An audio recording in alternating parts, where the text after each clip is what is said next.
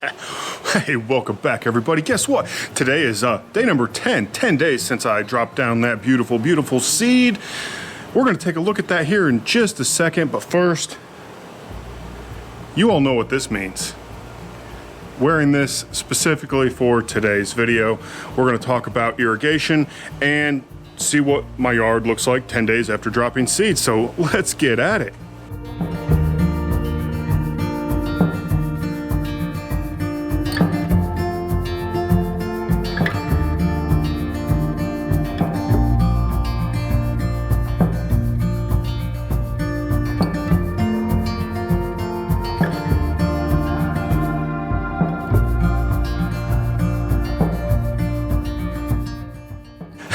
How about those dirt stripes? Oh yeah, those guys, they just never go away from me for some reason, and I have no idea why. Actually, I do know why.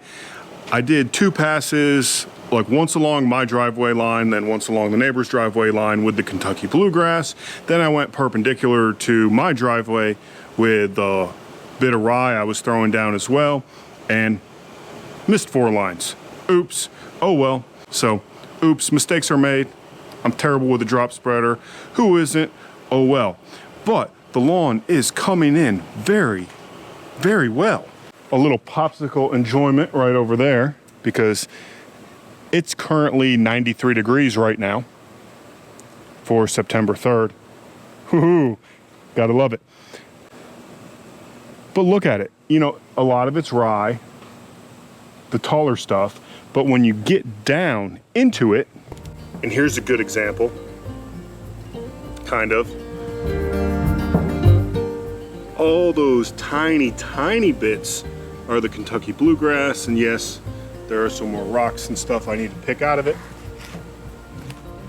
So far, I'm extremely pleased with the results I'm seeing, considering it's only 10 days. So how have I been watering this? I'm getting ready to redo the layout just a little bit. Everything was working great until we went back up into the mid 90s where we were in the lower 80s. So in the first zone, I have 2 PGJs and then just a PRS Pro Spray. The second zone, I have another PGJ, and then I have one of these little Melnor doohickey guys that are like $7 on Amazon, and they actually work really well. They go all the way to 360 degrees, and they're a decent little temporary sprinkler. I like them so much that in the side, I got the little 3-pack, and I'll put a link to those if you don't want to buy them down in the description. That came with the little hoses. Now granted, those are just little 1/2-inch hoses, so it kind of restricts the flow, but that's okay. It covers this area pretty well. Okay, that's what I'm working with right now. What my plans are though for the irrigation are this. I have another PGJ that it's actually going in the corner. I did not want anything in the grass. That's why this original design was the way it was. However, with the heat, it's just, while I'm getting good coverage, it's not adequate. So I'm gonna have my zone 1 is going to be a PGJ. That PGJ is going over there. Then the Pro Spray is going away. That one is getting moved up into there, and we should be good. And I haven't figured out what we're doing with there yet.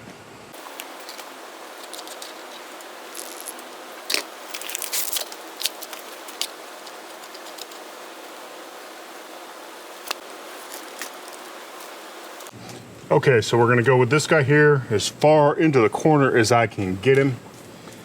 Now we're gonna move down here and work our way around and get things going.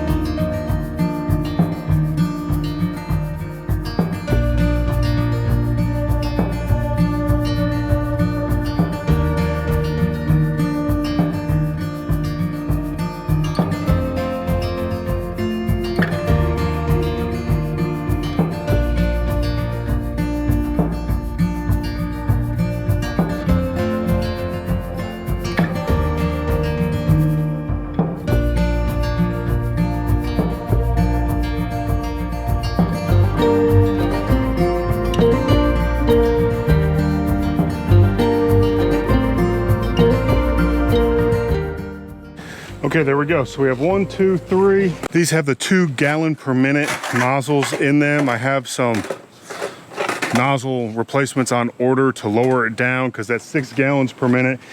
That is pushing what's coming out of my little hose pipe or spigot or faucet or whatever you want to call it, because I have a water filter inside and I didn't reroute any of that. So we have these 3 here. We're gonna see how they go. And then when I go to get those nozzles in, which hopefully they'll be here Thursday or Friday, I'm gonna drop them down to probably like 1 gallon per minute, maybe 1.5. We just have to wait and see. But let's fire up the old timer and see what's happening. So for my timer setup, we got this guy here. This is a 4-zone timer. No fancy computer, cloud-based access, any of that stuff.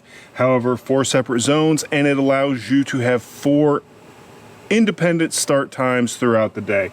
So it's currently set, it starts at around 7:15 in the morning with zone 1, then it goes 2, 3, and 4, and then again around 10:30 or so, then 1 or 2, around 1, then again around like 4.